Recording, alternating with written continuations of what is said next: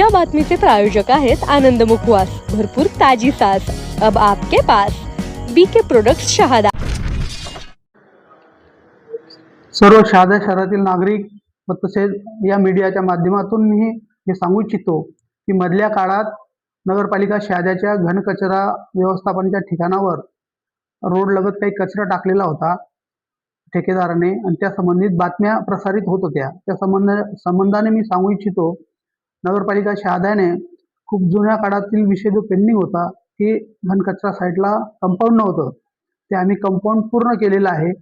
तसेच शासनाच्या निर्देशाप्रमाणे आम्ही SBM2 मधनं या घनकचरा साईटवरील विविध प्रक्रिया केंद्र होते, त्याच्यात सायंटिफिक लँडफिल असेल, घनकचरा प्रक्रिया केंद्र असेल आणि इतर यांत्रिक मशिनरी बसण्याचं असेल, हे काम हे सध्या चालू आहे।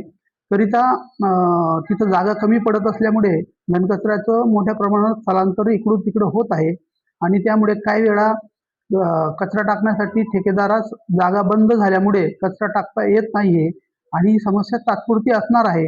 तरीही अशी समस्या उद्भवू नये म्हणून आम्ही घनकचरा ठेकेदाराला नोटीस बजावलेली आहे आणि काही करून रस्त्याच्या लगत कचरा न टाकण्याची सक्त सूचना दिलेल्या आहेत। या संबंधी आणखी सांगू इच्छितो की नगरपालिकेने जुन्या काळाचं बायमायनिंग केलेलं आहे आणि त्याचं खतही बनलेलं आहे आणि त्या घनकचरा साईटवर मोठ्या प्रमाणात खत हा स्टोर आहे आणि त्या खताला विक्री सध्या आचारसंहिता असल्यामुळे करता येत नाही।